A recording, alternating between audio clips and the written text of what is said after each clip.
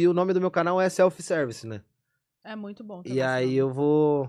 Agora vai... O que é que você vai fazer? Vou fazer uma paradinha nova, assim, muito legal pro mês que vem. O que é? Vai ser vai ser spoiler, um vai. programa No seu canal. no meu canal. E vai ter, mas calma, vai ter tem a ver com selfie ou com uma selfie? Tem a ver com selfie. Selfie, tem. Vai ser self-service o nome. Vai ser uma parada... Servido no restaurante? Vai ser, assim? não, vai ser bem bom. Porque assim, eu fazia o Lavando a Roupa, que era o podcast, que aí a brisa era assim, você ia lá e me levava uma peça que tivesse um significado na sua vida. Então, tipo, você levava a roupa que você tava o dia que você ganhou sua filha, a roupa do seu casamento, uma roupa que você ganhou da sua mãe. E a partir disso a gente desenrolava a ideia e tudo. E aí eu fiz 45 programas no ano passado. E aí meio que eu falei, pô, beleza, acho que encerrou esse ciclo aqui, mas eu gosto de entrevistar. E eu tô fazendo isso na Record, tô fazendo isso nos realities e tal. Então acho que vai ser uma parada que eu vou misturar muito tudo que eu gosto de fazer. De matéria, que faz tempo que eu não faço, de entrevista, falar de reality, de debate, de documentário, de humor. Vai ser um negócio tudo meio... Um bifezão. Um bifezão. Tipo um Ela é um Um self-service. selfie a Tá, selfie. e quando. Vai ser tipo um cara a cara, assim? Como assim, cara? Tipo, você vai colocar pessoas diferentes pra... Pra discutir assunto. Mas não com o intuito de ser polêmico, de barraco, de nada, mas tipo de construção mesmo, Tá. de coisa. Eu acho que eu percebo que todo o conteúdo que eu coloco um pouco mais cabeça, assim, no YouTube. E eu tinha essa dificuldade no começo muito por causa do Pânico. Eu pensava, pô, a galera acha que quer ver mais festa, quer ver mais, balada ou mais fofoca e tal. E de fato quer ver, tem muita visualização, mas eu acho que eu tô indo por um caminho mais legal, assim, agora, que eu tô curtindo mais, que é de documentário, que é de entrevista, são outras coisas, assim. Eu Mais quero trazer jornalístico. mais jornalístico. Inclusive o Trampo Zica agora, que eu comecei a fazer em 2016 no YouTube. Aí fiz uma temporada pra MTV. E aí agora eu tô voltando com ele, vou publicar. Inclusive não tinha falado a data, avisei o povo que ia falar a data aqui. Quando? Dia 3 de agosto, quarta-feira que vem. Agora já, Agora. então. Fui pro Espírito Santo, fiquei um dia inteiro trabalhando Presídio. num presídio feminino. E, cara, foi bizarro, assim, era uma pauta que eu queria fazer há muito tempo, o presídio. E a gente foi num presídio que ele é meio modelo, né, de ressocialização e tal. E só mulheres, assim, tanto as policiais quanto as presas ali. E aí eu cheguei cedão. Você era o único... Eu e da minha a equipe. equipe? Mas aí você foi. Tipo, você tinha alguma função? Então, eu fui trabalhar onde elas trabalhavam. Então, na cozinha eu trabalhei um pouco, aí depois eu fui conhecer a maternidade, aí fui mostrar... Assim, Nossa. o lado da profissão foi um pouco um pretexto, né? Mostrar também o lado das policiais. Calma, como assim maternidade? Tem um departamento de maternidade lá, porque tem Se muita... ela chega grávida? E tem muita presa que chega grávida, e aí tem um processo que elas, né, tem ali a gestação, acompanhamento médico, e aí chega um tempo, assim, eu não lembro exatamente quanto, mas alguns meses, que tem que fazer a separação dela e do bebê. Que é a parte mais tensa, assim, que os Meu policiais Deus, falam. gente. E aí, assim, a grande maioria são mães solteiras, então não tem o pai, a figura do pai. Meu Deus. Aí você tem que contar com uma família, ou algumas vão também pra adoção. E aí, tipo, é muito louco esse acompanhamento da cabeça da mãe ali e da criança, né? E aí, a criança com 1 ano, com 2 anos, ela vai voltando, vai visitando a mãe pra não perder esse elo. Nossa. Então bem tenso. Tem a biblioteca ali delas. E aí tem uma fábrica lá dentro também de sapatos. Sim. E aí elas sei. trabalham lá, e aí a cada 3 dias trabalhados ela diminui 1 de pena. Olha. E ainda ganha um salário. Então que aí fica, tem uma divisão lá. Uma parte vai pra família, outra pra elas, e outra fica numa outra parte. Então eu trabalhei um pouco disso, mas fui mais pra conhecer a história, assim. E foi muito louco. A gente entrevistou pelo menos umas 10, assim, que estavam lá. Cada uma por um motivo completamente diferente de estar ali. Qual foi a mais chocante? Cara, Não, spoiler. nossa, tem uma que foi muito legal, assim, que ela ganhou um prêmio de literatura lá dentro. Ela não tinha terminado os estudos, e aí lá ela meio que se viu, assim, forçada a fazer, e ela escreveu um poema num concurso que ia ter e ganhou. Inclusive é esse poema que abre o episódio, né, que fala sobre o barquinho branco, que pra ela representa a liberdade. E aí lá ela tava ela, né, começou um relacionamento com uma outra presa que tá lá, e aí ela tava num dilema porque ela tá pra ser solta, essa companheira dela. E ela não sabe, ela vai ter uma outra audiência, ela não sabe o que vai ser. Então ela tá meio que nesse dilema do que vai ser da gente daqui pra fora. E aí teve. A primeira logo que eu entrevistei, assim, foi meio chocante. Ela já tá lá há uns bons anos e ela foi condenada por ser mandante do assassinato do pai. Ela deve ter ali uns seus 40 pra 50 anos. E aí ela me contou a história que o pai abusava dela quando criança. E ela teve uma filha. E esse pai abusou dessa filha. E Filha essa do filha... pai? Hã? Ela teve a filha do pai? Não. Ela, no Ah, casamento tá. dela. Uhum. E aí né, o avô abusou dela. E essa menina tinha um relacionamento, a filha dela, com um cara que era envolvido com algumas outras coisas. E esse cara foi e matou, né? Ou meio que mandou O ali. avô. E aí a própria família dela colocou ela como a mandante do crime. E aí ela foi condenada e tá lá há muito tempo já, mais de 5 anos. Acho que quase 10 anos já. Puta que pariu. E aí ela falou, meu, hoje meus netos... Aí essa filha, né, cresceu, casou, teve filhos. Ela não conheceu os netos, assim, tipo, não acompanhou o processo. Mas aí as crianças vão lá visitar ela e tal.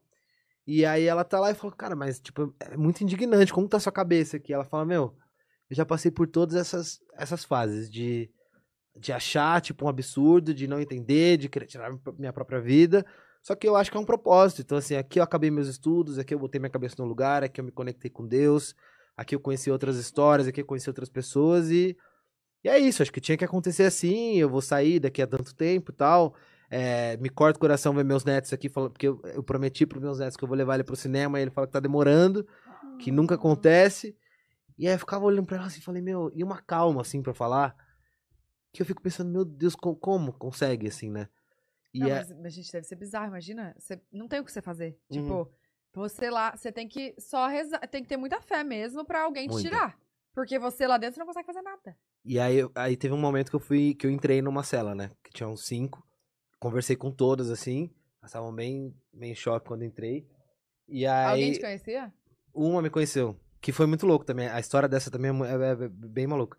E aí eu entrei na cela e aí eu lembro que eu conversei com ela. Falei, quem que é meio que a líder aí de vocês? Que vai poder me explicar como é que rola aqui e tal. E aí tinha uma um pouco mais velha que ela foi mais se soltando. E aí foi muito louco, assim, a dela. A equipe, a Bárbara que foi comigo, o outro cinegrafista também, o Otávio, uma hora olhava assim, estava com o olho já cheio de lágrimas, eu ali me segurando. E ela falou, cara, eu tinha um relacionamento, né, tenho 2 filhos, tinha um casamento que todo mundo achava que era maravilhoso, um relacionamento completamente abusivo, e eu vivia uma prisão lá fora, então ele não tirava meu cartão, eu não podia me relacionar com as pessoas, eu tinha agressão física, agressão verbal, e o jeito de eu conseguir uma proteção dele e uma independência financeira foi quando me apresentaram a opção do tráfico. Eu nunca experimentei nenhum tipo de droga, e ali foi uma opção que me deram, que era como eu ia me sentir segura caso ele fizesse algo comigo, e como eu ia conseguir sobreviver. E aí ela acabou rodando lá nisso, o cara simplesmente abandonou ela com tudo, tipo, beleza, você tá presa, não vou te visitar, nem nada. Ela falou que ela nunca abriu isso pros filhos, os filhos não fazem ideia do que era o relacionamento, porque ela não queria estragar a figura paterna pra eles. E aí ela falou um negócio que foi muito, muito louco, assim, que ela falou, cara, aqui eu sei que eu tô condenada por um crime que eu fiz, que eu cometi. E eu tenho prisão de concreto, eu tenho grade. Lá fora eu tava numa prisão por algo que eu nunca tinha feito. Eu fui condenado a uma sentença de algo que eu nunca tinha cometido. E parecia que eu não tinha meus braços, minhas pernas, porque eu não Nossa. podia fazer nada. E aqui eu tô presa, mas eu me sinto mais livre do que lá fora. Aí eu falei, cara, tipo, é umas coisas que não entra assim, né, Aham. muito na sua cabeça. E aí, coincidentemente, uma das parceiras dela de cela era vizinha dela. E aí eu perguntei como é que era esse relacionamento. Você não via nada estranho? Ela falou, meu, Calma, casamento, vizinha, tipo, vizinha. de casa, assim? É. E também era tava lá por causa do tráfico? Não, tava lá porque eu... E aí uma coisa muito louca. 90% das entrevistas que eu fiz, óbvio que cada um escolhe, né, o que quer fazer da vida, cada um toma suas decisões, mas 90% dos casos, culpa de homem.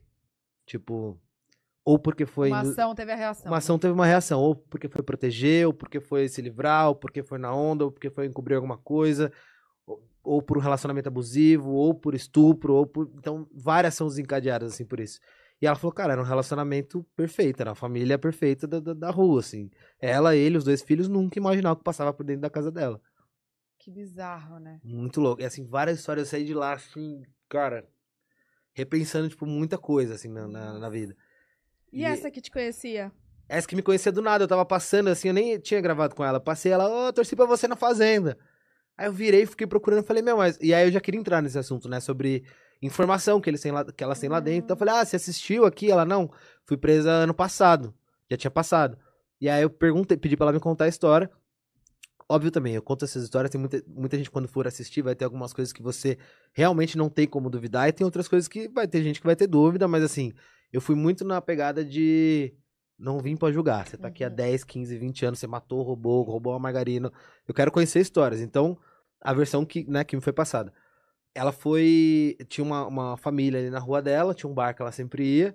E aí uma mãe, desesperada, fez um alarde de que um cara ali, um senhor, tinha estuprado os 2 filhos dela. E aí ela foi, mobilizou ali uma rua pra linchar o cara. Essa mulher que tá lá. Essa mulher que tá lá. O pai das crianças, inclusive, mataram o cara paulada. E ela e o pai das crianças foram condenados. E ela nunca foi envolvida com crime, com nada, tudo. E aí depois, passou um tempo, descobriram que foi uma motivação por uma briga por causa de um celular. A mulher inventou isso. Botou o marido e ela na cadeia, o cara perdeu a vida. E, tipo, você acaba arruina com várias outras. Nossa, velho. Cara, é muita história louca, assim. Uma que eu fiquei colando sapato com ela, cheguei, ela tava fazendo uma atividade assim, eu falei, vou colar nela pra ver qual. Ela tinha que me ensinar a tarefa ali de fazer as sapatilhas. E aí, né? Quanto tempo você tá aqui? Ela falou lá quantos anos ela tava. Aí meu marido começou no tráfico, eu fui pro tráfico. Não tem mais, né? Não tem mais esse relacionamento. Tenho 2 filhos, um de 16 e um de 14, eu acho, 15. Os 2 estão presos também né, pra menores de idade. Então tá o marido preso, ela presa, os 2 presos. Ela falou que me conforta é que o mais novo tem um pouco mais de juízo, então ele tá tentando recuperar o mais velho lá de dentro, mas eu não tenho nenhum tipo de contato. Todo mundo tem visita e ela há anos não tem visita, porque a mãe já é de muita idade e é do interior. Mas o que mais te agonia, né? Assim, que é o pior de estar aqui? Primeiro que eu tô esquecendo o rosto da minha mãe, que eu não faço ideia de como ela tá, e eu não vejo, não sei. Segundo, que eu não sei se vou recuperar meus filhos. Eu não sei o que pode acontecer com eles lá dentro, eu não sei o que pode acontecer quando eles saírem, eu não sei se eles querem me ver. E aí você vai ver numa situação que você fala, cara, você tem que ter muita esperança, muita fé de... Gente, como é que você faz pra ir lá? Tipo, como é que você fez? Aonde você tem que pegar autorização pra ir lá gravar? Lá eu conheci a Graciele, que é a diretora do presídio, por uma iniciativa inclusive, que o Instituto da Sabrina Sato tem lá, e aí eu sou, né, da agência dela, e aí me fez essa ponte, troquei uma ideia, expliquei o que era o Trampo Zica, mandei vários vídeos que tinha, né, que eu já fiz de ML, de coveiro e tal, então falei, tem uma pegada, às vezes, um pouco mais bem-humorada em um outro, mas tem tema que é sério e acho que é pra onde eu quero caminhar. E aí ela foi, pediu liberação do governo, falou com o pessoal de secretaria, de tudo, aí é um trâmite ali de 1 mês pra você conseguir. E aí quando você vai também, assim, isso aqui pode, isso aqui não pode, acaba o vídeo, assim, tipo, até celular lá, assim, a gente não podia usar. Então, acabou o vídeo, mostramos pra ela, vai ser assim, isso aqui ótimo, isso aqui vamos trocar. Então, assim, tem toda uma aprovação, tipo, não é só chegar lá, assim, fazer. Mas demorou, a gente gravou em maio, se eu não me engano. E eu vou soltar agora, mas aí eu também, assim, eu quis fazer o episódio. O episódio. Então, tipo, a edição, a volta. E vai ser um episódio de 30 minutos. E eu fiquei já estudando várias possibilidades. Eu falei, a galera no YouTube não sei se quer ver vídeo grande, se quer ver vídeo pequeno, mas dane-se também. Quero fazer o episódio assim, menos que isso. Não vou conseguir mostrar a ideia, mais do que isso acho que também fica cansativo. Não vou fazer um por semana, porque acho que dá muito trampo, assim. Tem alguns outros temas que eu quero fazer. E acho que um por mês, ou um a cada 15 dias já vai ser legal. Um por mês tá ótimo. Tipo, é um quadro do seu canal. Mas você não pensa em vender, sei lá, pra Band? Ou pra streaming, sei lá? Penso. Eu fiz essa temporada na MTV e foi bem legal, assim, mas foi uma outra pegada do que era Trampo Zica. Foi mais focado no... Será que eu vou conseguir executar uma missão, sabe? Eu vi um que você subia num negócio. E assim, que foi legal. Era alpinista industrial. A gente tinha que fazer a manutenção numa caixa d'água e subir 60 metros na mão, assim, na escadinha. Verdade. De drag. De drag foi punk também. Nossa, foi maravilhoso, eu adorei. Foi o que eu mais machuquei, foi de drag.